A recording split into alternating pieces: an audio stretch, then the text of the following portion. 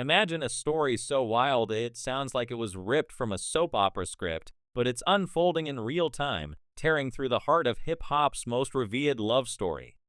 Picture this: Papoose, the steadfast husband who stood by Remy Ma through prison bids, industry scandals, and relentless rumors, now lies in a hospital bed, battered not just physically but emotionally. The assailant? None other than Remy Ma's firstborn son, Jason Scott, the young man Papoose helped raise, who once called him Dad. In a shocking turn, Jason allegedly unleashed a torrent of rage during what was meant to be a private family meeting, leaving Papoose with stitches, bruised ribs, and a heart shattered by betrayal.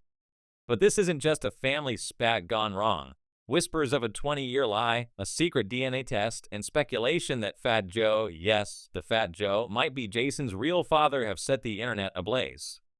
Leaked texts, cryptic social media posts, and a hip-hop empire on the brink of collapse. This is a saga of loyalty, deception, and heartbreak that's unraveling faster than anyone can keep up with. Let's dive into the chaos and piece together what's really going down. It all started with what was supposed to be a healing dinner, a chance for Remy Ma, Papoose, and Jason to clear the air in a rented Jersey mansion. Instead, it turned into a scene straight out of a WWE brawl. Sources close to the family, close enough to still get barbecue invites, say the tension was already thick when they sat down.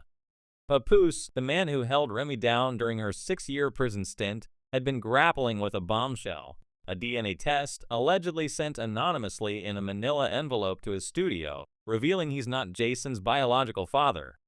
The note attached was chillingly blunt. Ask Remy who the real daddy is. When Papoose brought up the test at the dinner, all hell broke loose.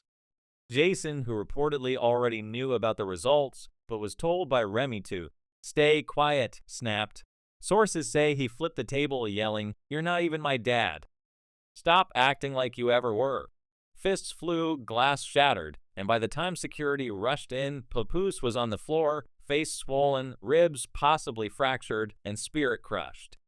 Paramedics rushed him to a private hospital under an alias, but a leaked photo of a man with Papoose's signature chain and tattoo confirmed the grim reality. The internet exploded. Twitter timelines burned with hashtags like #PapooseBetrayed and #RemyExposed. Fans who once celebrated Papoose and Remy as hip-hop's ride-or-die couple were left reeling. Jason, the quiet kid who'd thanked Papoose publicly for being his rock, posted a cryptic Instagram story. "I said what needed to be said. Ain't no cap in my DNA." Meanwhile, Remy Ma went radio silent, deleting over 200 Instagram posts and switching her bio to a single word: healing. No statement, no defense, just a void where her voice should have been. And then there's Fat Joe, the Terror Squad boss, whose name keeps surfacing in the messiest way possible. Fans are now dissecting old photos, backstage hugs, and late-night studio sessions from the early 2000s, wondering if Joe's sisterly bond with Remy was more than it seemed.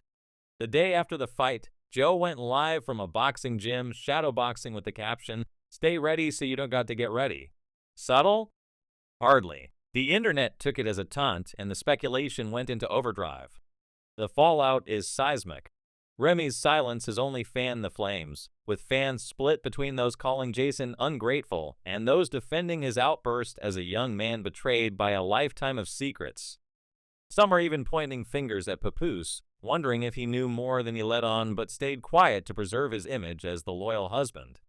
And then there's the photo, a grainy 2003 snapshot of Remy and Fat Joe holding hands in a hotel hallway at 3:12 a.m., captioned, "And y'all thought it was brother-sister love."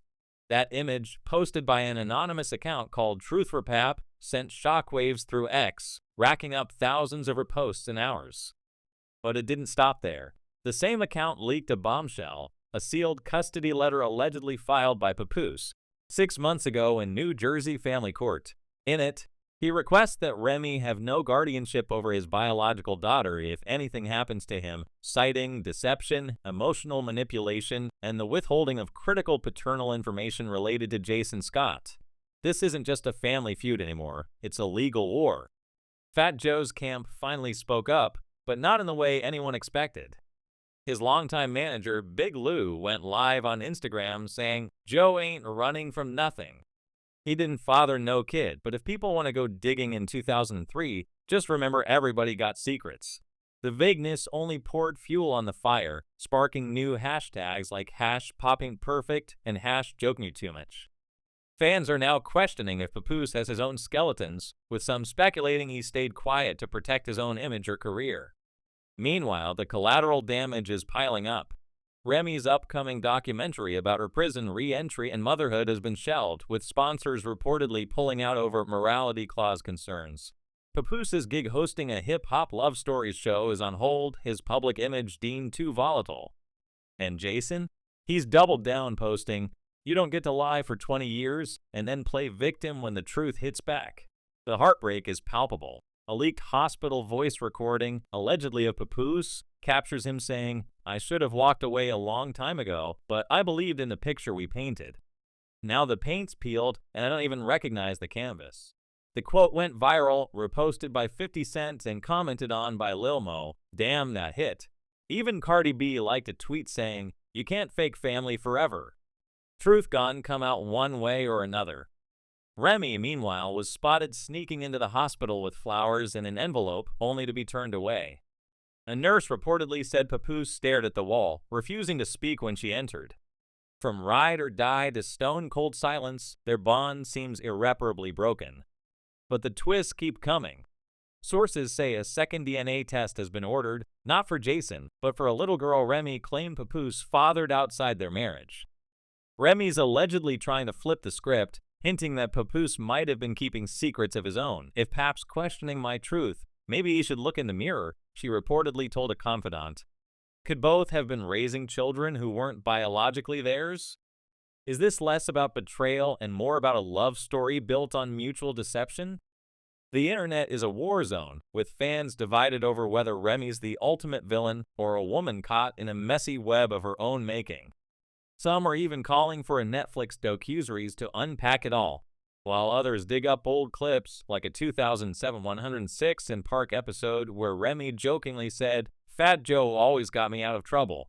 Fans are zooming in on her smirk, convinced she knew more than she let on. The stakes are higher than ever. If the leaks keep coming, they could tank Fat Joe's label deals, Remy's brand partnerships, and the loyalty of Terror Squad fans. An old 2011 TMZ clip of Papoose joking about being a stepdad with no papers has resurfaced, once a lighthearted quip, now hauntingly prophetic. Charlemagne that God weighed in, saying, "I always thought something about that Remy-Joe dynamic was off." This just confirms it.